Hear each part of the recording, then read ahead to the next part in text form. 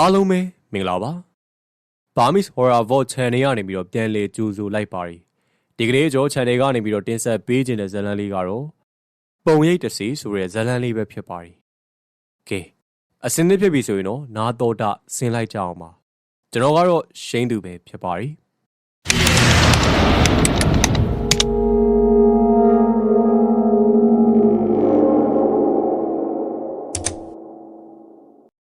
ဘဘိုးတို့မိသားစုလက်ရှိအိမ်လက်ရှိရက်ကွက်မှာနေလာတာ6နှစ်နီးပါးရှိပါပြီမိသားစုဝင်တွေကအမေရယ်အမရယ်ဘဘိုးရယ်ညီမလေးရယ်အားလုံးပေါင်း4ယောက်ရှိပါတယ်အဖေကတော့ဘဘိုးတို့4ရက်လောက်ကအမေနဲ့ကွာရှင်းပြီးကလေးကနောင်မင်းမယူပြီးတော့ထွက်သွားလိုက်တာအခုဒီဘာသတင်းမှမကြားတော့ပါဘူးအရင်ကတော့သားမိတွေအဖွားအိမ်မှာပဲအတူတူနေကြပေမဲ့အဖွားဆုံးပြီးတော့အမေတို့မောင်နှမ2ယောက်ကအမွေခွဲကြပါတယ်အိမ်နေရာကတော့အချက်ချကြတဲ့နေရာမှာရှိနေတော့ဈေးကောင်းရလို့ဝေးစုလည်းများတာပေါ့ဗျာအဲ့ဒီပတ်စံနေပဲလက်ရှိအိန္ဒိယကမြေကွက်ကိုဝယ်ပြီးတော့အိမ်ကိုလည်းပဲစိတ်တိုင်းကြစောက်ခဲ့တာပါအမေကအပြိုဘွားကလေးကအဖွားရဲ့လုပ်ငန်းဖြစ်တဲ့အိမ်ဆောက်ပစ္စည်းအယောင်းဝယ်ကိုလုပ်လာတာဆိုတော့အခုလည်းအိမ်နဲ့မနီမဝေးကဈေးထိပ်မှာဆိုင်ငန်းငားပြီးတော့အိမ်ဆောက်ပစ္စည်းဆိုင်ဖွင့်ပါပြီအဲ့ဒီဆိုင်ရဲ့ဝင်ငွေနဲ့ပဲဘဘိုးတို့မကြောက်မကြနေနိုင်တော့အလုပ်ဖြစ်တယ်ပဲပြောရမှာပေါ့အိမ်ဝင်းမျက်နှာစာကတော့တိတ်တော့မကျဲပေမဲ့အရှိနောက်ကတော်တော်လေးကိုရှိပါတယ်ချမ်းကလမ်းဟိုဘက်ဒီဘက်ဒိုးချိုပေါင်းဆိုတော့အမေကလမ်းပိုသားရဲ့ဘက်ကိုမျက်နှာစာထိုးပြီးတော့အိမ်ဆောက်လိုက်ပါတယ်ပြီးတော့အိမ်ကခြံဝင်းထိပ်မှာရှိပြီးအနောက်မှာအရှိကျန်နေတာပါအဲ့ဒီကျန်နေရဲ့အနောက်ဘက်မှာဆိုင်အတွက်ပစ္စည်းတွေလှောင်နေအဖီးဆောက်ထားလိုက်ပါတယ်အမေရဲ့အတွေ့ကအိမ်နောက်ဘက်လမ်းသားရဲ့အချိန်ဈေးကောင်းရမှမြေကွက်ကိုချမ်းပြီးတော့ရောင်းမယ်ပေါ့ခြံဝင်းနောက်ဘက်မှာရှင်ပေါက်နေတဲ့ထမ်းမီနှစ်ပင်လည်းရှိပါတယ်အမအဝေးသဏ္ဍာန်တိုင်နဲ့အမေဆိုင်မှာဝင်ကူတယ်ဘဘိုးကတော့ရှစ်တန်းကျောင်းသားညီမလေးကကြတော့ဘဘိုးနဲ့9နှစ်လောက်ကွာပြီးမှမွေးတာဆိုတော့2တန်းပဲရှိပါသေးတယ်မောင်နှမတွေအလုံးကအကြောင်းကနေတစ်ပိုင်းပဲတက်ရတော့နေကင်းအိမ်ပြန်လာပြီးရတယ်လှုပ်ချင်တာလှုပ်ကြပြီပဲဘဘိုးကလည်း TV ကြီးစာအုပ်ဖတ်နဲ့အချိန်ဖြုံးပြီးညီမလေးကလည်းအိမ်ဝင်းထဲမှာသူ့ဘာသာသူတယောက်တည်းစော့နေတော့တာပါပဲညနေကြတော့မှပဲမောင်နှမ2ယောက်ကကျူရှင်သွားကြပါတယ်ညီမလေးကိုကျူရှင်ကိုအရင်ဝင်ပို့ပြီးမှဘဘိုးကကိုကျူရှင်ကိုသွားပါတယ်ငယ်ကလေးကမောင်နှမတွေအချင်းချင်းကထိန်းချောင်းရင်းနေလာရတာဆိုတော့ဘဘိုးကအမကိုရောညီမလေးကိုရောချစ်ပါတယ်အမဆိုလဲဘဘိုးတို့အငယ်တွေပေါ်မှာအယမ်းဟိုမှာအနှွန်းနာခံပါတယ်အမေပေးသမျှမိုးဘိုးကြီးဆိုရင်လဲ तू ကစုပြီးတော့သူ့အတွက်ဆိုရင်တော့မှတိတ်မတုံးမင်းနဲ့ဘဘိုးနဲ့ညီမလေးအတွက်လိုချင်တာဝယ်ပေးလို့ရှိပါတယ်ဒါမဲ့တခုတော့ရှိရဗျအိမ်မှာအမငငယ်ကလေးကလူအယုတ်ဘိုးမယုတ်တွေလိုမျိုးကြောက်တတ်တော့ညီမလေးကအဲ့လိုမျိုးအယုတ်တွေနေတော့စော့ခွင့်မရပါဘူးအမအယုတ်ကြောက်တတ်တဲ့ကိစ္စကလည်းတော်တော်ဆူဆူကြောက်တာဆိုတော့အဲ့တခုတော့အတော်လေးကိုသတိထားနေရတာကြောင့်မို့လေညီမလေးလိုချင်တဲ့တခြားယုတ်တွေကိုတော့တော်တော်များများဝယ်ပေးရှာပါတယ်မောင်နှမချင်းတွေကမတဲမရှုဖြစ်တာမျိုးလည်းမရှိဘဲနဲ့တယောက်နဲ့တယောက်ကချစ်ချစ်ငင်ငင်ရှိတော့အမေလည်းပဲစိတ်ချမ်းသာတာပေါ့အဲ့လိုနဲ့စာတင်နေလေလောက်ကြတော့ဘဘိုးတို့ကအိမ်ဝင်းကိုအုတ်တိုင်းခတ်လိုက်ပါတယ်အစာတုန်းကကြောက်ရိုးရိုးဝင်းထရံပဲခတ်ထားရကနေပြီးတော့အိမ်ဝင်းပိုလုံအောင်ဆိုပြီးတော့အုတ်တိုင်းကိုခတ်လိုက်တာပေါ့လေအဲ့ဒီအထိလည်းအဆင်ပြေပါသေးတယ်စာတင်နှစ်ပြီးចောင်းပိတ်လို့ຫນွေရာသီလောက်ရောက်တော့မှပဲထူးဆန်းတာကြီးစပြီးတော့ဖြစ်လာတာပါဘယ်ချိန်ကလေးကဖြစ်နေရလဲဆိုတာတေချာတော့မသိပေမဲ့ဘဘိုးစပြီးတော့တတိထားမိတာကတော့အဲ့ဒီအချိန်လောက်ကစတာပါပဲအမေနဲ့ညီမဆိုင်သွားတဲ့အချိန်ဆိုရင်ဘဘိုးတို့မောင်နှမ2ယောက်ပဲအိမ်မှာကြံခဲ့တာပါတခါလေညီမလေးကပါလိုက်သွားတဲ့အခါမျိုးဆိုရင်တော့အိမ်မှာဘဘိုးတယောက်ပဲကြံလေးရှိပါတယ်အဲ့လိုမျိုးတယောက်တည်းရှိနေတဲ့အချိန်တရက်မှာဘဘိုးကအပေါ်ထဲမှာစာအုပ်ဖတ်နေတဲ့အချိန်အတန်စပြီးတော့ကြားရတယ်အဲ့ဒီအတန်ကလူ2ယောက်စကားပြောနေတဲ့အတန်မျိုးပါနှစ်တန်စလုံးကလည်းမိမအတန်နေဆိုပေမဲ့အတန်နေအတန်ထားနည်းနည်းကွဲပါတယ်အတန်အိမ်အောက်ထက်အထဲကနေပြီးတော့ထွက်လာနေတာပါအိမ်မှာအိမ်တော့ရောခြံတော့ရောတေးချခတ်ထားတာဆိုတော့ဘဘိုးရဲ့စိတ်ထဲမှာလည်းဇနိုးစနောက်ဖြစ်သွားပါတယ်အမေတို့ပြန်လာလားလို့တွေးလိုက်မိပေမဲ့လည်းမဖြစ်နိုင်တာတော့သိပါတယ်အဲ့ဒါနဲ့ပဲဘဘိုးကလည်းစိတ်ရှင်းအောင်အောက်ထက်ကိုဆင်းကြည့်လိုက်တော့ဘယ်သူမှရှိမနေပါဘူးတေးချအောင်လို့အိမ်ထဲနေရမလက်လိုက်ကြည့်တော့လေဘာဆိုဘာမှမရှိတာအဲ့ဒါနဲ့ဘဘိုးလည်းပဲငါစိတ်ထင်တာနေမှာပါလို့စိတ်ဖြေပြီးတော့အပေါ်ပြန်တက်လာတယ်တက်လာလို့လူကလှေကားထိတ်နာမှာပဲရှိသေးတယ်အနောက်မလန်းမကန်းနေအဲ့လိုမျိုးရေတန်းကြီးကပြပြတတ်ထွက်လာတယ်ဘဘိုးလည်းပဲအလံတကြားလှည့်ကြည့်လိုက်မိတာပေါ့တိန်လုံးမကကိုတယောက်တည်းရှိနေတဲ့အချိန်ကြောချမ်းစရာအဲ့လိုမျိုးရေတန်းကြီးကိုကြားလိုက်ရတာဆိုတော့ဘဘိုးလည်းစိတ်ချောက်ချပြီးတော့ကြက်သိန်းတွေပါထသွားတယ်အဲ့ဒါနဲ့ပဲအပေါ်ရက်ကိုမတက်တော့ဘဲနဲ့အောက်ထက်ကိုပြန်ဆင်းအိမ်တကားပေါက်တွေကိုအကုန်ဖွင့် TV ကိုအတန်ကြီးဖွင့်ပြီးတော့အကြောက်ဖြေလိုက်ရပါတယ်အမေပြန်လာဘဘိုးကအဲ့ကိစ္စကိုပြောပြပေမဲ့အမေကမယုံပါဘူးအဲ့ဒီရပိုင်းဒီမှာလေဘဘိုးကပရလောကတို့ဂမ်မီရာတို့စရဲ့စာအုပ်တွေကြီးပဲဖတ်နေတာဆိုတော့အမေကအဲ့ဒီစာအုပ်တွေဖတ်ပြီးတော့ထင်အောင်ထင်မှားဖြစ်တာလို့ပြောတယ် ပြီးတော့နေသား6နှစ်လုံးလုံးမှလည်းအိမ်မှာဒါမျိုးတစ်ခါမှမကြုံဘူးတော့အမေမြုံတာလည်းမဆန်းပါဘူးနောက်တစ်ခါကကြတော့အိမ်မှာ4ယောက်စလုံးလူစုံနေတဲ့အချိန်မှာဖြစ်သွားတာပါအချိန်အားဖြင့်တော့ညသာစားပြီးကသာအမေကမိဖို့ထဲမှာပကံနေစီးနေတော့ညီမလေးကတီဗီရှေ့မှာရထားရွေးလေးနဲ့ထိုင်ပြီးတော့စော့နေပြီးတော့ဘဘိုးကလည်းစတီပေါ်မှာထိုင်နေတဲ့စာအုပ်ဖတ်နေတာပါအဲ့ဒီအရွယ်တွေကဝတ္ထုဆွဲတတ်တဲ့အရွယ်ဆိုတော့အိတ်တဲ့အချိန်ကလွဲပြီးတော့စာအုပ်ကြီးတကားကားနဲ့ဖြစ်နေတာပေါ့လေအမတော့ပေါ်တဲ့ဘက်တက်သွားသလားအိမ်သားလေးပဲဝင်နေသလားတော့ဘဘိုးလည်းတတိမထားမိလိုက်ပါဘူးစတီပေါ်မှာရော့ရဲရဲမိထိုင်နဲ့စာအုပ်ထဲမှာဇံဝင်စားနေတဲ့အချိန်အနောင်နောက်တယောက်ကဝင်လာပြီးတော့ခက်ကုန်းကုန်းအနေထားနဲ့ဘဘိုးနာကပ်ပြီးတော့ပုတ်တုနဲ့စာအုပ်လိုက်ဖတ်တယ်လို့ပုံစံဘဘိုးလည်းစာအုပ်ထဲစိတ်နေနေတဲ့အချိန်ဆိုတော့စိတ်ထဲအမပဲလို့ထင်ပြီးတော့ဟဲ့လည်းမကြည့်မိပါဘူးဘလောက်နီးနီးထိရှိနေရလဲဆိုရင်အသက်ရှူတန်ခက်ပြင်းပြင်းလိုမျိုးအတန်မျိုးကြားနေရအဲ့လိုနဲ့ဘဘိုးလည်းပဲသတိမထားမိပဲနေတုံးမှာပလုတ်တုံအတန်အမတန်ကြားရတာကကြောင့်လေကားဘက်ကနေဘာဖြစ်တာလဲဆိုပြီးတော့တစ်ချက်လမ်းကြည့်လိုက်တော့လေကားနဲ့ဆင်းလာရင်လန့်ပြီးတော့ပလုတ်တုတ်တလိုက်တဲ့ပုံစံမျိုးပါအမကလည်းဘာမှမဖြစ်တာမလို့ဘဘိုးလည်းပဲစာအုပ်ဆက်ဖတ်မယ်လို့ပြင်ပြီးမှသတိရသွားတာကအမနဲ့ညီမလေးကဘဘိုးရဲ့မျက်စိရှိမှာအမေကလည်းမိဖို့တယ်မှာဒါဆိုဘဘိုးနောက်မှာကပ်ပြီးတော့စာအုပ်လာဖတ်နေရကဘာလို့လဲပေါ့ချက်ချင်းလည်းမကြည့်ရဲသေးရတယ်မျက်လုံးလေးနည်းနည်းဒေါင်းကပ်ပြီးတော့ဆွေးကြည့်တော့မှအနားမှာရှိနေတော့မယ်မျက်နှာနဲ့သပင်လိုပုံစံတော်မှမြင်နေရတာပါအဲ့ဒါနဲ့ဘဘိုးရင်ထဲမှာထက်ခနဲဖြစ်သွားပြီးတော့ခြာခနဲလှည့်ကြည့်လိုက်တော့ဖြတ်ခနဲဆိုပဲလေရဲတွေမှာပျောက်တယ်လို့ပျောက်သွားတယ်မထင်မထားတဲ့အချိန်ဆိုတော့လူကချက်ချင်းခေါင်းနှမတွေပါကြီးပြီးတော့အပူတွေပါထွက်သွားတယ်သေချာလေးပြန်တွေးကြည့်လေကြက်သိန်းတွေထားလေပဲကိုယ့်ရဲ့ဘေးနားမှာအနေကက်ကြီးရှိသွားတာဆိုတော့တကယ့်ကိုကြောချမ်းစရာကြီးပါအမကိုပြောဖို့ပြင်ပြီးတော့မှကိုယ့်လက်ထဲကင်ထားတဲ့စာအုပ်ကတေးရဲ့စာအုပ်ဆိုတော့ပြောမဲ့စကားတွေကလေချောင်းနဲ့နင်းသွားတာပဲအဲ့ဒါနေပဲဘာမှမပြောတော့ဘဲနဲ့ညီမလေးနာသွားထိုင်နေလိုက်ပါတယ်နောက်တစ်ခါကျတော့ဒီလိုပါ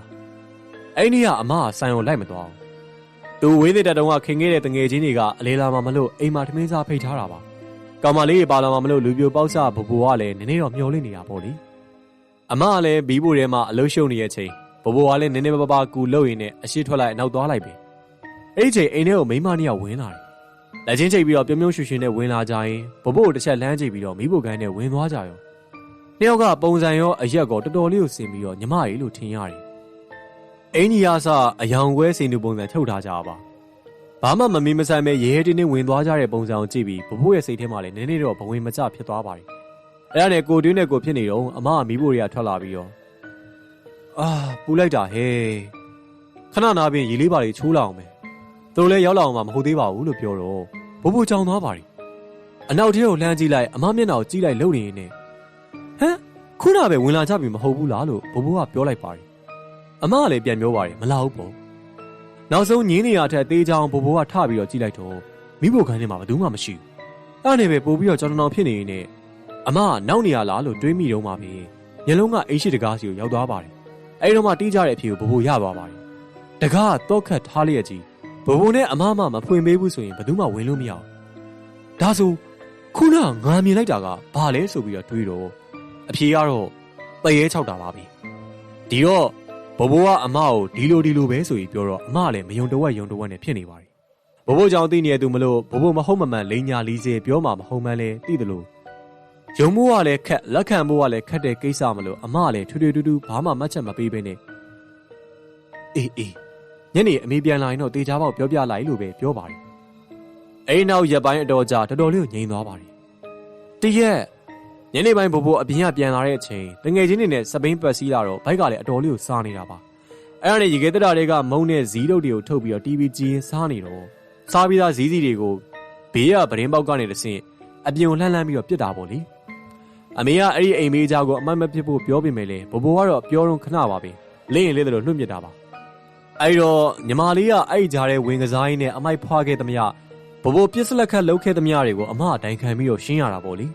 အခုလေဘဘိုးတယောက်အိမ်မှာဘယ်သူမှမရှိတော့လှုပ်ချင်တယ်လို့လှုပ်နေတာပေါ့စားရင်းနဲ့နားထဲမှာစကားတန်လို့ကြားလိုက်ပါတယ်မပြစ်နဲ့ဆိုပြီးတော့လေတံမမာနဲ့ပြောလိုက်တယ်လို့အတန်မျိုးပါ TV တန်နဲ့ဆိုတော့တေချာတော့မကြားလိုက်ရပါဘူးစိတ်ထဲမှာအမေတန်ကိုနားဆွဲပြီးတော့ကြားမိရလို့ပဲထင်လိုက်ပါတယ်အဲ့လိုနဲ့ဆက်ပြစ်နေတော့မှတေးနာကောင်ဆိုပြီးတော့တောက်ခောက်တဲ့အတန်းကြီးကိုပြပြတတ်တာကြားလိုက်ပါတယ်အဲ့ဒါနဲ့ဘိုးလေးပဲ TV အတန်းကိုတိုးပစ်လိုက်ပြီးတော့ခေါင်းထောင်ရဲ့တေချာနားဆွနေတော့ဗရင်းမောက်ဘက်ကနေပြီးတော့နေရန်အောင်အားနဲ့ထုသလိုမျိုး အဲ့လိုမျိုးအတန်ကြီးကိုကြားပြီးတော့ရှေ့စင်နောက်စင်ဆိုသလိုဇီးစီနဲ့အထက်ကိုပြန်ပြီးတော့ပြစ်ပါလေရောရုတ်တရက်လန့်ပြီးတော့စိတ်တူတာနဲ့ကြောက်စိတ်မဝင်နိုင်သေးဘဲနဲ့ထပြီးတော့ပရင်းပေါက်အပြင်ကိုကြည့်လိုက်ပါတယ်မျက်နှာနာမမေတို့ဟာကြီးကအပေါ်တက်သွားသလိုခုံပြီးတော့ပျောက်သွားရောအစတော့ဘာလို့ဘာမှမသိပေမဲ့သတိဝင်တော့မှကြောက်ဖို့သတိရပြီးတော့ပရင်းပေါက်ကိုပြန်ပိတ်လိုက်ပါတယ်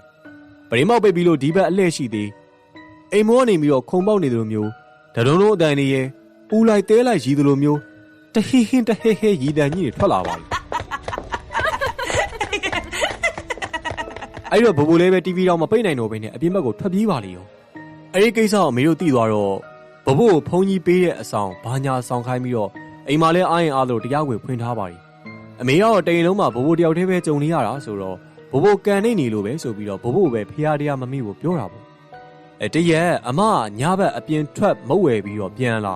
ာမျက်နှာပြက်ပြီးတော့အိုးရဖားရပုံစံနဲ့အိမ်ထဲကိုဝင်လာတယ်ပြီးတော့ငိုတော့မဲ့ပုံစံနဲ့အမေအိမ်မှာဧည့်သည်ရောက်နေသေးရလားမရောက်ဘူးမို့လားအဲ့လိုမျိုးပြောပါတယ်အမေကလည်းမရောက်ပါဘူးသမီးရဲ့ဘာလို့လဲအဲ့လိုမျိုးပြန်ပြီးတော့အမတုံတုံရင်နဲ့မျက်ရည်ကျလာပြီးတော့ဟိုလေခုနသမီးလေအိမ်ရှိမှမီမီနဲ့ရက်ပြီးတော့စကားပြောနေတော့အိမ်ပေါ်ဝရဏမှာမိမနှစ်ယောက်ရက်နေတာကိုသမီးမြင်လိုက်တယ်တယောက်ကဆိုရင်သမီးကိုစစ်စစ်ကြည့်ပြီးတော့လက်လန်းပြနေတာဟာအမေရဲ့ပုံစံတွေကလည်းဘလို့ကြီးတွေမှန်းကိုမသိဘူးကြောက်စရာကြီးလို့ပြောပြီးတော့အမငိုပါလေရောအမေကအမကိုဘာမှမပြောသေးဘဲနဲ့အိမ်မော်ရက်ကိုတက်ကြည့်လိုက်သေးတယ်ဘယ်သူမှမရှိဘူးအမေပြန်ဆင်းလာတော့ဘဘိုးကအမေနာကိုကပ်ပြီးတော့လေတံလေးနဲ့ဒါပြောပါလေအိမ်မှာတရေချောင်းနေတာပါဆိုအဲ့လိုမျိုးပြောလိုက်ပါတယ်အမေရောစိတ်ချို့သလိုနဲ့ပဲဘာတွေဖြစ်နေမှန်းမသိတော့ပါဘူးအေးလို့ပဲပြန်ပြီးတော့ညီးပါတယ်အရင်ကတခန်းစီတီးတန့်အိတ်တဲ့အမနဲ့ဘဘိုးကအိမ်ညအစပြီးတော့အမေနဲ့ညီမလေးအိတ်တဲ့အခန်းထဲပဲပြောင်းပြီးတော့အိတ်ကြပါတယ်ကြားထဲမှာလည်းညဘက်လေးဆိုအိမ်မက်လိုလိုနဲ့အခန်းထဲကိုဝင်လိုက်ထွက်လိုက်နဲ့လုံနေတဲ့ပုံစံမျိုးအပေါ်ထဲမှာလူမရှိပဲလှုပ်ရှားသွားလာနေတဲ့အတန်ဒီမျိုးကိုပါကြားရပါတယ်ပြီးတော့အိမ်ထဲမှာအမဲသားချက်တဲ့နေ့ရီဆိုရင်ညဘက်အပုပ်နဲ့နေထောင်းလမောင်းထနေအောင်လို့နန္နာမျိုးလဲသတိထားမိပါတယ်တညဆိုညဘက်ဘိုးဘိုးတို့အိပ်ပျော်နေတဲ့အချိန်အမေကအိမ်မပျော်ရနဲ့အောက်ထပ်ဆင်းပြီးတော့ဈေးနေထတွက်နေတာတွက်ချက်တဲ့အထဲမှာအောင်ရောက်နေတဲ့အချိန်ဘေးကနေပြီးတော့အခင်းရေးဆိုပြီးတော့ကက်ခေါ်သွားတာအမေကလည်းရောင်ပြီးတော့အေးလို့ထူးလိုက်မိပြီးမှတတိဝင်ပြီးတော့ကြက်သိန်းတွေပါထပါလေရောပြီးတော့အဲ့နောက်မှာအမေကအိမ်မှာဒီလိုတွေဖြစ်နေလို့ဆိုပြီးတော့ညဘက်ဆိုရင်မအိတ်ခင်မှာပထန်းတွေရွတ်ပြီးတော့တေးချပတိစိတ်ပါတယ်ဖះရှကိုးလေးရှိလာတယ်အဲ့ဒါမျက်လုံးမိတ်ပြီးတော့ပတိစိတ်နေတဲ့အချိန်ဆိုရင်နောက်မှာရုပ်ပြက်ဆင်းပြက်ပုံစံနဲ့မိမနှစ်ယောက်လာထိုင်ပြီးတော့စကားပြောနေကြတယ်လို့မျိုးမြင်ရတာတကယ်လေးကြည့်လိုက်ရင်ဘာမှမရှိပေမဲ့မျက်လုံးမိတ်လိုက်တာနဲ့အာယုန်ထဲမှာပေါ်လာတာဆိုတော့အမေလည်းနောက်ပိုင်းကျတော့အောက်ထပ်မှာပဲဖះပုံတော်ရှိမှထိုင်ရွတ်ပါတော့တယ်အဲ့လိုနဲ့တညမှာမမရရလာပညာကြီးဖြစ်ပါတယ်ရာသီဥတုကအရန်ပူတဲ့ပြင်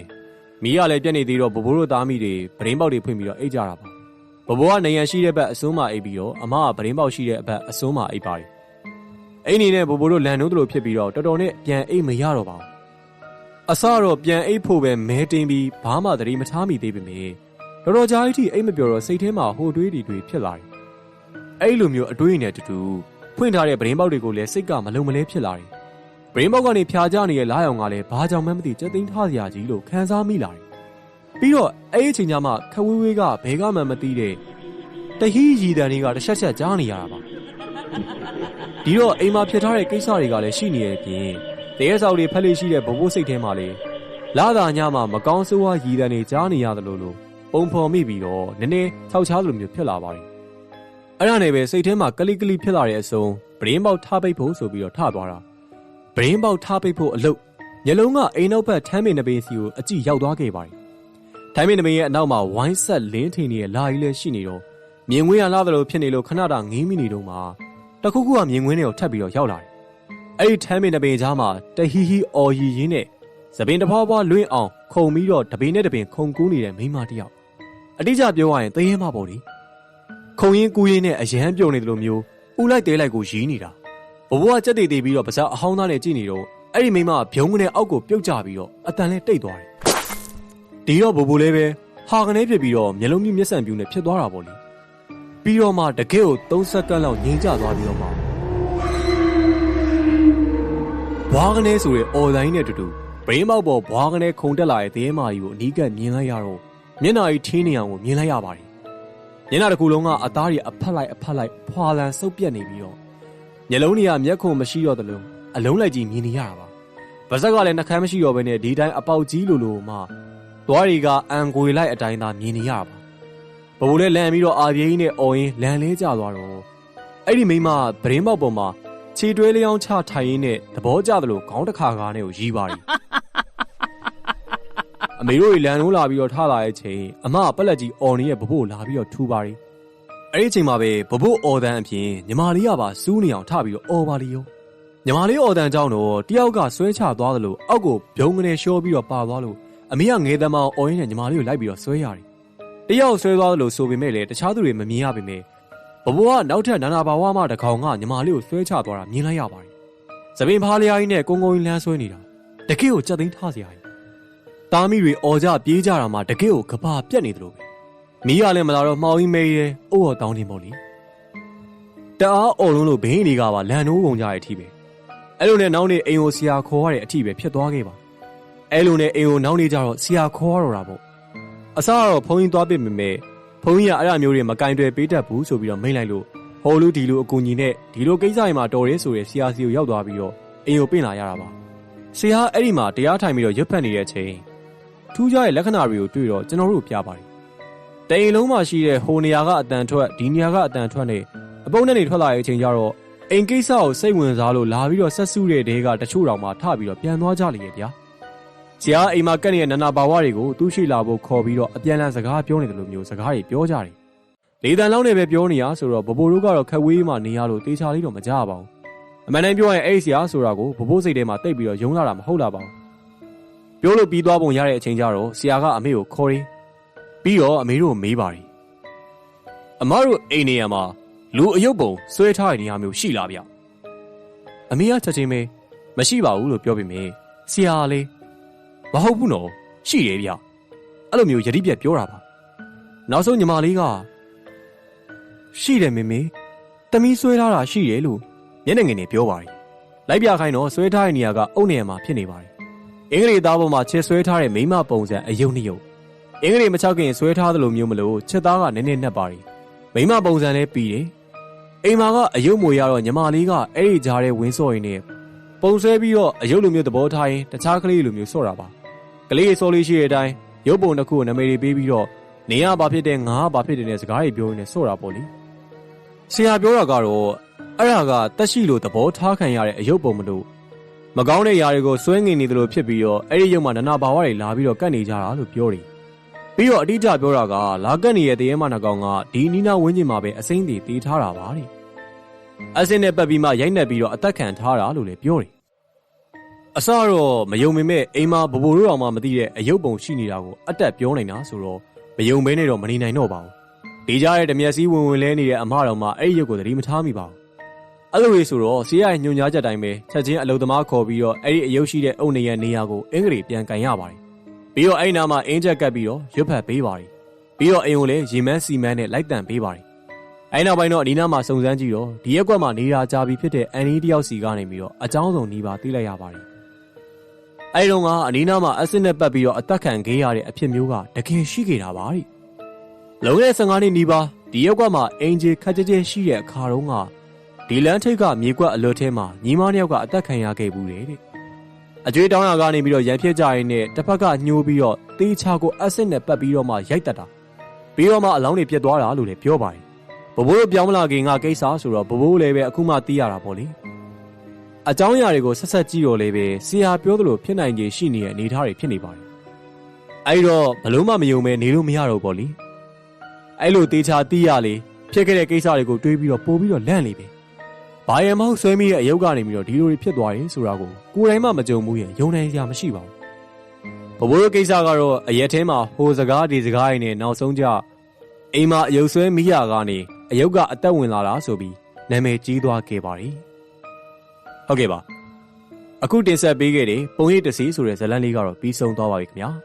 နောက်ထပ်လာမယ့်ဇာတ်လမ်းကတော့မတ်နွယ်နီးပဲဖြစ်ပါတယ်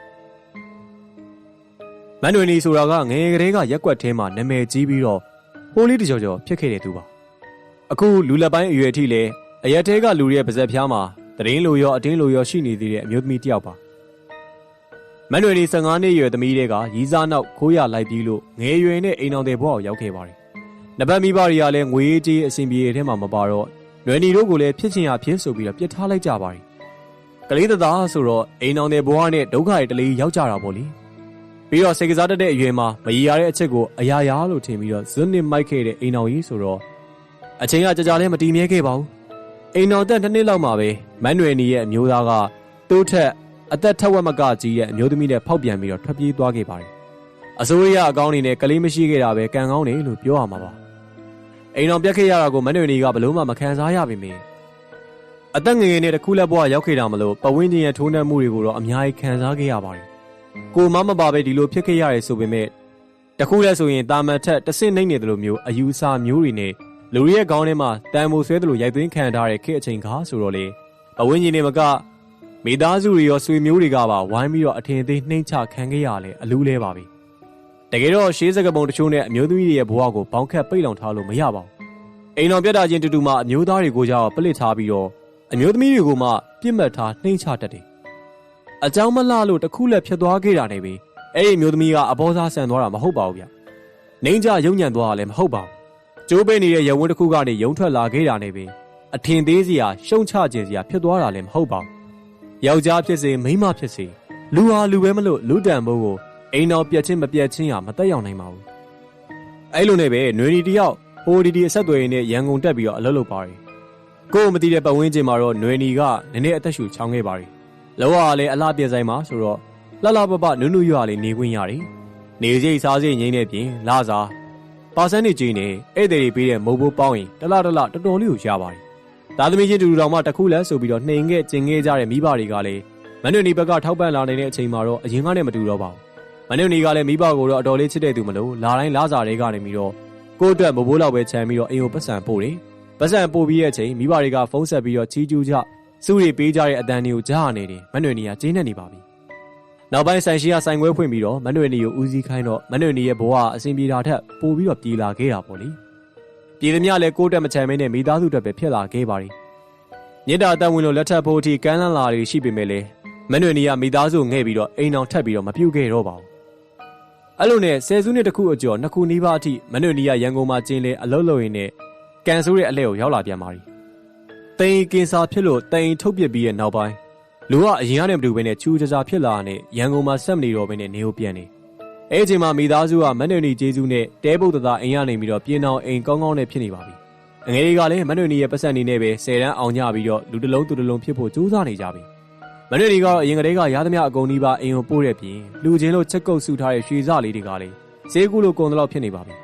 နေပြန်လာတဲ့အချိန်လက်ထဲမှာပတ်စံ9000နဲ့ငကတ်တရံပဲပါတော့တယ်မိသားစုနဲ့ပြန်နေတဲ့အချိန်မှာအစာပိုင်းတော့အဆင်ပြေမလို့နဲ့တကယ်တမ်းကြောင်မပြေခဲ့ပါဘူးအရင်လိုဝင်ငွေမရှိတော့မိဘတွေကစတိတ်ပြီးတော့မကြည်ပြူချင်ကြတော့ပါဘူးအရင်တော့တခုခုဆိုရင်သူတို့အတွက်တွေမကောက်သူတို့သားသမီးတွေအတွက်ပါနွေနီနေအောင်မှဘာလို့ခြင်းလို့နင်းလူလေးကဘာလို့ခြင်းလို့ဟဲ့ဆိုပြီးတော့လှမ်းပူစားတတ်တဲ့အကိုကလည်းမက်နွေနီကိုယုံရှာစရာတတဝါတကောင်လို့ကြည်လာတယ်မောင်အငယ်တွေကလည်းအငယ်ဆုံးတယောက်ကလွှဲရင်တခြားသူတွေကမက်နွေနီပေါ်မှာလေးစားသမှုမရှိကြတော့ရက်ကွက်ထဲမှာလည်းမက်နွေနီကိုတပုတ်လူလင်ဝိုင်းပြီးတော့ပြောလာကြတယ်ဟဲ့ဒီမိမရန်ကုန်မှာမကောင်းတာလှုပ်ရှားခဲ့တာလေဘလောက်တောင်ကမြင်းလို့လည်းမသိပါဘူးအေးတိန်အောင်မှထုတ်ပြစ်ထားတယ်ဆိုလားပဲအဲ့လိုမျိုးမဟုတ်တာရင်းနဲ့ဆွဆွဲချိုးနေကြပါလိမသိနားမလဲငယ်ရွယ်တဲ့အချိန်မှာမှားခဲ့ဘူးပြင်မဲ့အမားအနေသင်ခန်းစာယူကောင်းကောင်းမွန်မွန်စူးစမ်းရှင်သန်ခဲ့တဲ့သူကိုဒီအမားထဲမှာပိတ်လောင်ထားပြီးဘောင်းခတ်ကြည့်ကြရင်းနဲ့အထင်သေးအမြင်သေးကြပြန်တယ်မိသားစုကလည်းမနှွေနီကြောင့်ပဲအဆက်ရနေတယ်လို့မျိုးပြန်ပြီးတော့ပြောကြပြန်တယ်အဲ့လိုနဲ့ဝင်ငွေမရှိရင်မဖြစ်တဲ့အနေထားမှာမနှွေနီကငကယ်ရောင်းပြီးတော့ရက်ကွက်လေးကလမ်းစုံလမ်းသုံးခွနေရာမှာ900ဆိုင်လေးကိုဖွင့်တယ်ရက်ကွက်ထဲကိုဝင်ထွက်ဘဲသွားဒီ3ခွစုံကနေပြီးတော့ဖြတ်ရတာဆိုတော့နေရာအချက်ကြလို့ဖြစ်ပြီးတော့ဈေးအောင်လဲကောင်းလာပါတယ်ရန်ကုန်မှာနေမထိလေမထိနေလာခဲ့ရတဲ့သူမလို့မနှွေနီကတော်တော်လေးကိုအသွေးအမွေးရှိပြီးတော့လှနေစေဆိုတော့ဆိုင်ရလူစီပါတယ်ယောက်ျားလေးဖောက်တဲ့အများစုရှိတဲ့အလုပ်ဆိုတော့ထုံးစံနိုင်မဲ့အလုပ်ထဲမှာအပုပ်ပွားအပြောခံရပြန်ပြီပေါ့လေဒါမဲ့လေကိုမမောင်း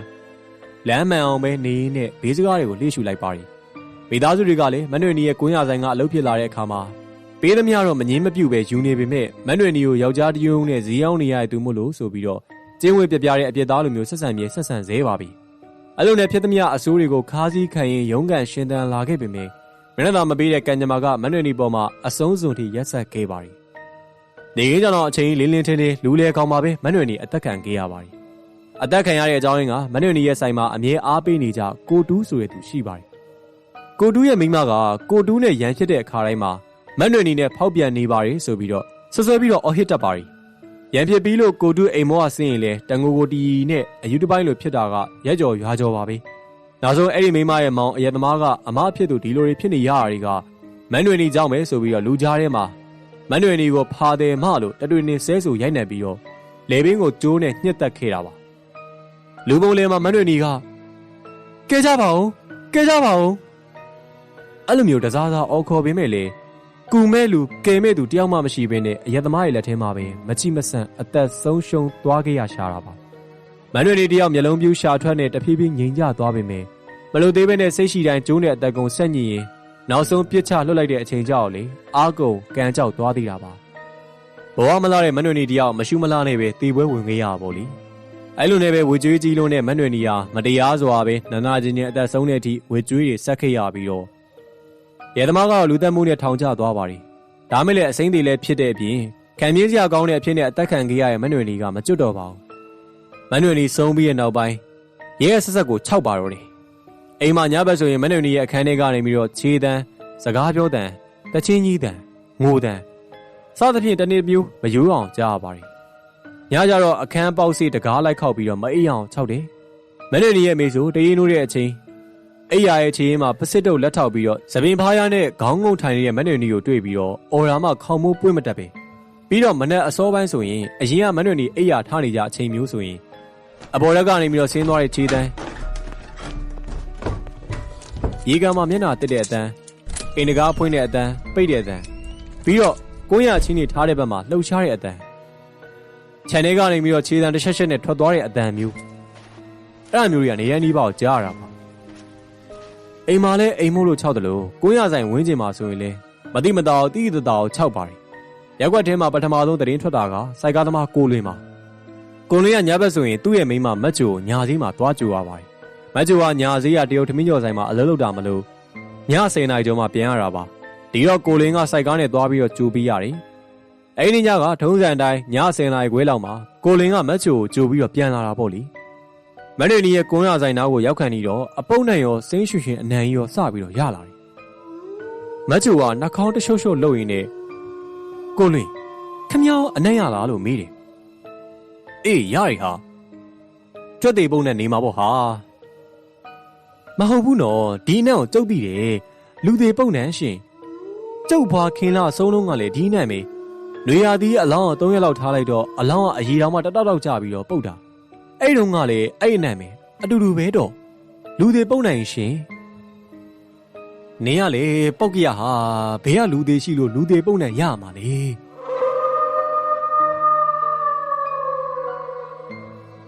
ဒီမလေးအတန်းနီးနီးကက်ကက်ကြီးပြပြတတထွက်လာတော့ကိုလင်ရောမက်ချိုပါခါရီမက်ပြီးတော့မျက်လုံးတွေပါပြူသွားတယ်အတန်းကိုလင်ရဲ့ကြောဘက်စိုက်ကားနောက်ခုံမဟုတ်လူတင်ကောင်ကနေလာနေတာဆိုတော့ကိုလင်ကလှည့်ပြီးတော့မကြည့်ရဲပါဘူးမက်ချိုကကြောက်လဲကြောက်တစ်ဖက်မှာလေတယောက်အများစနေသလားနောက်နေသလားဆိုပြီးတော့မဝင်မရဲနဲ့ဇက်ကလေးစောင်းပြီးတော့ငှဲ့ကြည့်တာအမလီအနောက်ကတက်သားကုံပေါ်မှာတင်မြင်ခွင်းလိုက်လာတဲ့မနှွေနီတေတုံးကလိုပဲသပင်းလေးဖွာလန်ကျဲပြီးတော့မျက်လုံးပြူးကြီးနဲ့မျက်နာလည်းအညိုအမဲနဲ့ဖူးရောင်ပြာနမ်းပြီးဝိုင်းနေနေတယ်လို့မျက်နှာပေးနဲ့မက်ချိုစိုက်ကြည့်နေတာဘလို့ပဲဝိုင်းနေနေရဲ့ပုံစံလိုပဲပြောပြောတရေဆိုတော့ကြောက်တာပေါ့လေအဲ့တော့မက်ချိုခမရလေအမလီလို့အော်ရတန်မဆုံးခင်မှာပဲစိုက်ကားပေါ်ကနေပြီးတော့လွှာကနေခုံချပြီးတော့ဆင်းပြေးတော့တာပဲမက်ချိုဆင်းပြီးတော့ကိုလင်ကလည်းဘာများလဲဆိုပြီးတော့အလန်တကြားနဲ့နောက်လဲကြည့်တာအနိကကြီးမောကြီးနေတဲ့တရေမနွေနီကိုတွေ့တော့အော်ရောင်မအော်နိုင်တော့ဘဲနဲ့စိုက်ကားယူထားခဲ့ပြီးတော့ပြေးပြန်ရောနောက်တစ်ခါကျတော့ကိုတူးရဲ့မိမကျုံတာပါအိမ်ညကိုတူးကဘောလုံးဝဲကြည့်ပြီးတော့မိုးချုံမှာအိမ်ဝင်ပြန်နေ900ကုန်800ဖြတ်တဲ့အချိန်ကျတော့ကိုတူးရဲ့စိတ်ထဲမှာအပြစ်ရှိသလိုမျိုးခံစားနေရပါတယ်အမှန်လဲမိမဖြစ်သူကတန်တရားစိတ်လွန်ခဲ့ပြီးတော့ဆွဆွဲတာကနေပြီးတော့အစာပြူပြီး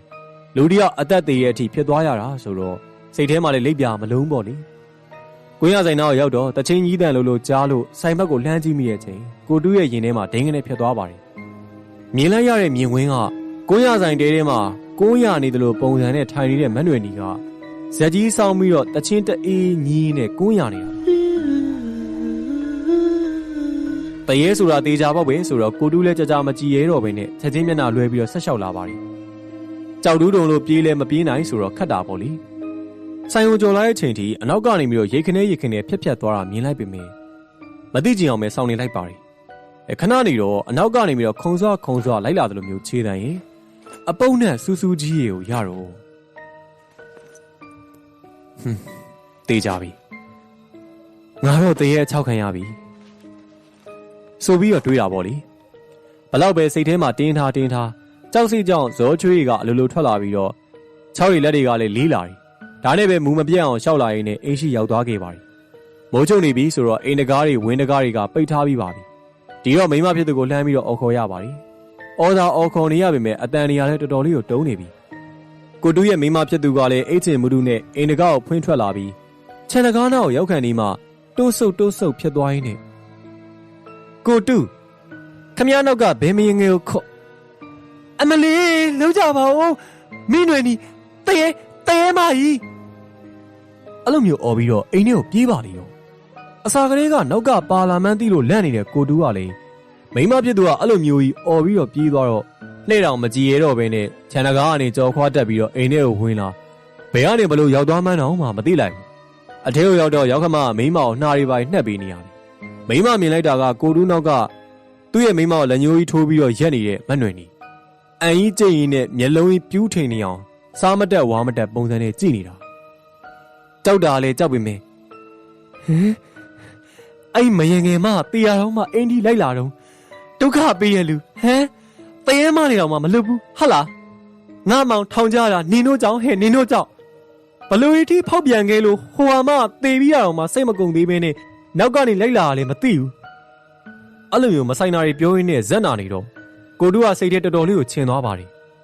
လူတက်ပြစ်တဲ့ကိုမောင်ရဲ့အမောက်တော်မှမမြင်မဲနဲ့နစ်နာပြီးတော့တေးဆုံးသွားတဲ့သူကိုဒီလိုမျိုးအမနာပအပြစ်တင်နေတော့တော်တော်လေးစိတ်ကုန်သွားပါတယ်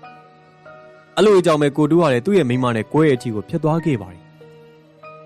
်အရင်ကတည်းကလည်းတွေးကြရလို့နဲ့တမုတ်ခဲဆွဆွဲခဲ့ရည်လည်းပါတာပေါ့လေကွဲပြီးသွားတော့မှဒင်းကမယငယ်သေးတာကိုခံပြင်းလို့ကျုပ်ကိုကြွားကျင်လာတဲ့တော့ဆိုပြီးတော့အပြစ်ဖို့နေတော့မှကိုတူကတော့မနှွေနီနဲ့သူကဘယ်တော့မှမညီစွန်းခဲ့ဘူးကြောင်းမနှွေနီကစကားအမူအရာနဲ့တောင်မှမပြတ်ပြားဘူးကြောင်းသစ္စာရေးတောက်ပြီးတော့ကြိမ်ပြရဲကြောင်းပြောတယ်ကိုပြောကားနဲ့မကင်းမင်းနဲ့တေးခဲ့ရတဲ့ပြင်တေးပြီးတာတော့မှမဟုတ်မမှန်နေနဲ့စော်ကားပြောဆိုနေတာတွေကမဖြစ်သင့်ဘူးလို့ကိုတူကထင်လို့တက်နိုင်သမျှရှင်းပြခဲ့တာပေါ့လေနောက်တစ်ခါကြုံရတာက900ဆိုင်နဲ့ဘေးချင်းကက်လျက်နေရ300တိုက်ကဦးမောင်ကြီးပါဦးမောင်ကြီးကညာဘက်ဆိုရင်ခေါင်မိုးရက်ကိုတက်ပြီးတော့ဝီစကီတောက်နေကြပါအဲ့ညကလည်းထုံးစံတိုင်းပဲခေါင်မိုးရက်မှာကလထိုင်နဲ့ထိုင်ပြီးတော့ဝီစကီတောက်ရင်းနဲ့ဟိုတွေးဒီတွေးပေါ့လေအဲ့ချိန်နားထဲမှာကြားလာရတဲ့အတန်ကကဲပါဟောကဲကြပါဦးအဲ့လိုမျိုးငိုတိုင်းနဲ့အော်နေတဲ့အတန်က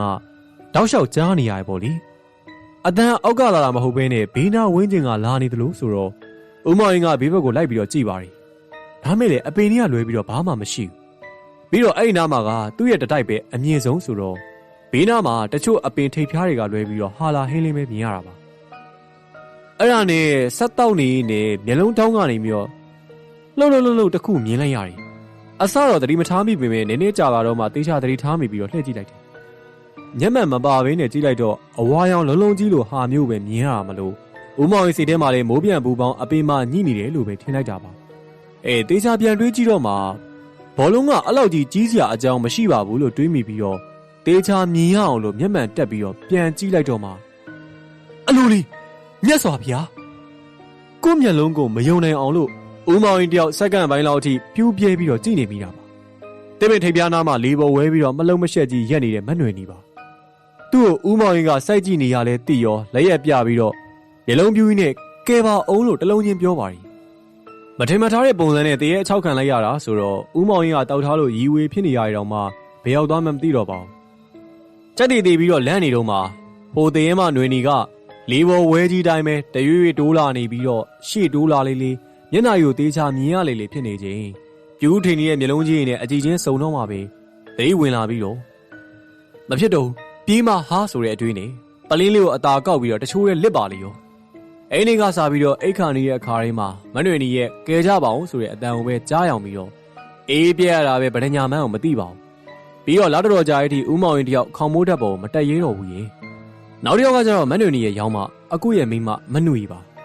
အကိုတို့ကရောက်ခမအိမ်မှာနေတာမလို့မိဘအိမ်ကိုတခါတလေကိစ္စကြီးငယ်ရှိမှညရီလာတက်တာပါအိမ်ကလည်းနောက်ရက်အငယ်ဆုံးကောင်လေးရဟန်းခံမှာမလို့အိမ်မှာညရီကြတာပါအိတ်တဲ့ခန်းမနှွေနီရဲ့အခန်းမှာပါမနှွေကလည်းတရေ6တော်ကိုမတီးဘူးမဟုတ်ပေမဲ့လေသူ့ကြံနေသူပါအိမ်မှာကမောင်နှမရီတဲ့မနှွေနီရလွဲရင်မင်းကလေးမရှိတော့မနှွေနီရဲ့အဝတ်စားအသုံးဆောင်တွေပစ္စည်းပစ္စည်းတွေကိုမနှွေတယောက်လိုချင်မျက်စိရှိနေတာပါမနှွေနီအစင်မီနေတုန်းကဆိုရင်လာတိုင်းဖုန်းဆက်ပြီးတော့တက်တိတ်ပူဇာလိုက်တွေ့ဝိုက်ပူဇာလိုက်နဲ့မရိုးရပါဘူးမနှွေနီကလည်းတယောက်တည်းရှိတဲ့ရောင်းမကိုဝစ်စီစားစေခြင်းလို့လူမယ်ထင်တာလိုက်မယ်ထင်တာကောင်းမယ်ထင်တာတွေ့ရင်ကိုအမြင့်ဝယ်ပြီးတော့ထည့်ပေးနေကြပါအစ်စ်ဝယ်မပေးပြရင်တော့မှတစ်ခါဝစ်နှစ်ခါဝစ်အတန်လေးတွေဆိုရင်စုပြီးတော့ပို့ပေးတတ်ပါသေးတယ်ဒါမဲ့မနှွေနီနေမကောင်းဖြစ်ပြီးပြန်လာတော့စံမျိုးတစ်ခွက်တောင်မရောက်ဘဲမသိကြအောင်ဆောင်နေတဲ့ပြင်မတရီယာလိုမခေါ်မပြောချင်တာလိုနဲ့ရှောင်းဖေးလုပ်နေပါ යි အဲ့တော့ပြောရရင်မနှွေကအရင်ကတည်းကမနှွေနီရဲ့ပစ္စည်းတွေကိုလိုချင်မျက်စိကရှိနေပြီးသားပါအခုလဲအခွင့်ရတစ်ခိုက်မနှွေနီရဲ့ဗီဒီယိုတွေတက်တာတွေကိုမှွေနှောက်ပြီးတော့လိုချင်တာယူဖို့ကြံထားတာပါအဲ့လိုနဲ့ညအိတ်တော့စနစ်ထိုးဖို့အတွက်10မိနစ်လောက်အလိုကတည်းကခွေးရီယာအင်းရှင်းမှာဆွဆွငီဦးနေတာဦးလဲဦးဟောင်းလဲဟောင်းနဲ့ပွက်လုံးညံနေတော့အိတ်ဆက်တဲ့မနှွေလဲနိုးလာတယ်နိုးလာပြီးတော့အပေါ်သွားခြင်းပေမဲ့တယောက်သေးလဲမသွားရေးယောက်ျားဖြစ်သူကိုလည်းမနိုးချင်တာနဲ့ကြိတ်မိတ်ပြီးတော့ပြန်ရေးဖို့ပြင်းပါရီအဲ့အချိန်ချင်းငှားနေပြီးတော့တန်တက်တာတွေကိုလက်သေးနဲ့ချစ်နေတယ်လို့မျိုးတကြစ်အတန်ကြားလိုက်ရတယ်တေချာနားဆွင့်ကြည့်တော့တယောက်ရှိနေလို့မျိုးအသက်ရှူတန်ပြင်းပြင်းပါကြားရတာပါဒေါသထွက်နေတယ်လို့မျိုးခက်ပြင်းပြင်းအတန်ပြီးတော့ဗီဒီယိုကိုလက်စစ်နဲ့ခောက်နေတယ်လို့တထောက်အတန်လေးကြားရတယ်အခန်းတကားဂျက်ထိုးထားတာမလို့ဘသူမှဝင်လာတာမဟုတ်မှန်းလည်းသိနေတော့မနှွေတယောက်လမ်းစာပြုတ်နေပါပြီည7:00 နာရီနောက်ပိုင်းကတည်းကမီးရလည်းပြတ်ပြီဆိုတော့တိန်လုံးကလည်းမှောင်ပိတ်နေတာပဲခေါင်းရင်းဘေးမှာဓမီရှိနေပေမဲ့လည်းဖွင့်ပြီးတော့မကြည့်ရဲသေးပြန်တောင်းလောင်းနေတော့အိယာဘေးနားကိုတခုခုရွှေ့လာရဲ့တန်အောင်ကြားလိုက်ရတယ်အတန်ရသွားတဲ့နေရာကမနှွေရဲ့ဘေးနားမှာရင်ဆိုတော့မနှွေတယောက်ကြက်သိန်းတစ်ဖက်ပြန်ထနေပါပြီပြီးတော့အဲ့နားကနေပြီးတော့ထွက်လာရဲ့တန်ကတအေးတကိကနဲ့အသက်ရှူကျက်နေတယ်လို့အတန်မျိုးပြီးတော့နောက်ဆက်တွဲထွက်လာတဲ့အတန်ကနှွေငါ့ကိုကဲပါဦးဆိုပြီးတော့ခက်အဲ့အတန်ထွက်လာတဲ့မနှွေရဲ့အတန်မနှွေတယောက်အသက်တောင်မှမရှူရဲတော့မင်းနဲ့ဇောချွေတွေပြန်လာပါပြီအဲ့လိုဖြစ်နေတော့ခုနာကတအေးအတန်ကနေပြီးတော့တဖြည်းဖြည်းနဲ့တဟင်းဟင်းဆိုတဲ့ရီတန်ဒီမျိုးဖြစ်သွားပါတယ်ဇရိုက်ဆိုလိုပဲဦးလိုက်တဲလိုက်ရီပြီးတော့မ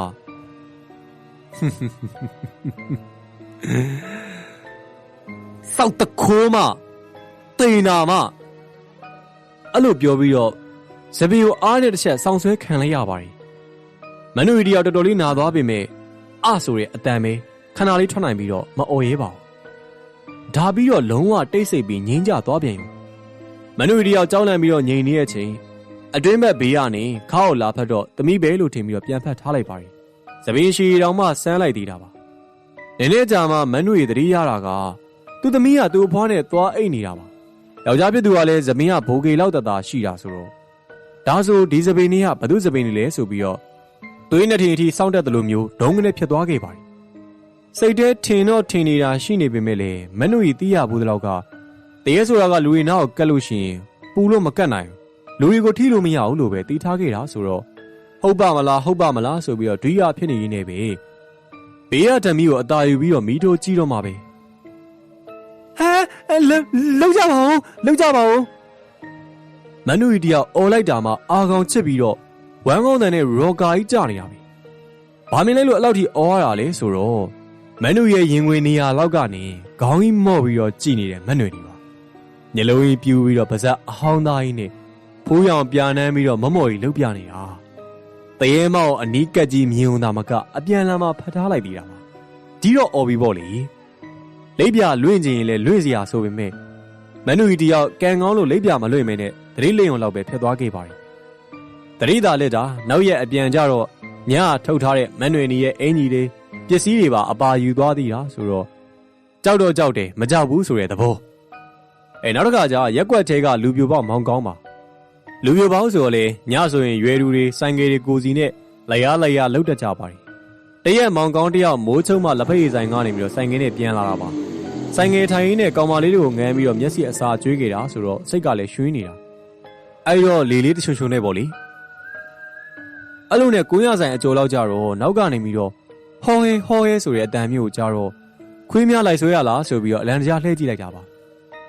ရင်ခွင်းနဲ့ရောက်လာတာကခွေးမဟုတ်ဘဲနဲ့ကုန်းကုန်းကြီးလျှောက်လာရင်းနဲ့ရှာတွဲလောင်းနဲ့လိုက်လာနေတဲ့မက်နွယ်နေအဲ့တော့တရေလိုက်ပြီးဟာဆိုပြီးတော့ဆိုင်ကယ်ကိုအတကုံမောင်းပြေးတော့တာပဲဒါမဲ့မျက်လုံးတောင်းကနေပြီးတော့မြင်နေရတော့မလို့မနေနိုင်တာနဲ့လှည့်ကြည့်တော့နောက်ကနေပြီးတော့ခွေးလိုမျိုးလေးဘက်ကုန်းကြီးတိုင်းပဲတလွားလွားနဲ့ပြေးလိုက်လာရင်းနဲ့တဟီဟီရီလိုက်ဟောရဲလှုပ်လိုက်နေစသိန်းထားစရာပုံစံကြီးနဲ့တရေမှနှွေးနေဒီတော့မောင်ကောင်းလေးပဲဟာကွာလက်ခွဲနေမှာပဲဆိုပြီးတော့လုံရင်ပြီးတော့သဘောနဲ့ဆိုင်ကယ်ကိုလီဗာကိုမိုင်းကုံဆွဲပြီးတော့မောင်းတော့တာပဲ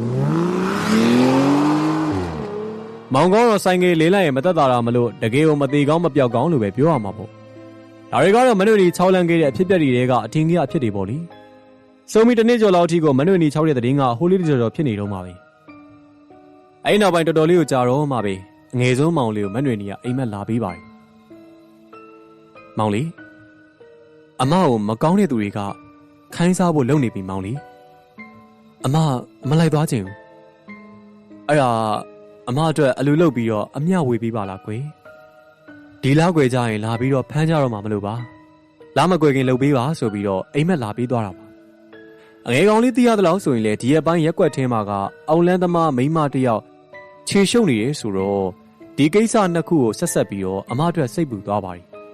အဲ့ဒါနဲ့ပဲမိသားစုနဲ့တိုင်ပင်ပြီးတော့မနှွေနီအတွက်လာမကွယ်ခင်မှာအမြန်စီစဉ်ပြီးတော့အလူလုတ်အမျှဝေပေးလိုက်ပါတယ်အဲ့နောက်ပိုင်းမှာတကယ်လည်းပဲမနှွေနီရဲ့အချောက်လန့်သတင်းမျိုးဆိုတာကိုမကြားတော့ဘူးလေကဲဆိုတော့ဒီနေ့ပြောပြခဲ့တဲ့မနှွေနီရဲ့အကြောင်းကတော့ကြောက်စရာအစိပ်ပိုင်းတွေလည်းပါတယ်လို့တနာစရာနဲ့သင်ခန်းစာယူစရာတွေလည်းအပြည့်နေပါပြီအဲ့တော့ပရိသတ်ကြီးတို့လည်းပဲကျွန်တော်တို့ channel ကနေပြီးတော့တင်ဆက်ပေးနေတဲ့တရားဝတ္ထုတွေကိုဆက်လက်နားထောင်ကြည့်နေဆိုလို့ရှိရင်တော့ channel လေးကို like and subscribe လေးလုပ်သွားကြဖို့နဲ့ဘေးနာနိုဒီဘဲလေးကိုပါနှိပ်သွားကြဖို့တက်ပြောလိုက်ပါတယ်ကဲညဘက်အိမ်ဖျားရှိခိုးပြီးမှအိတ်ကြနော်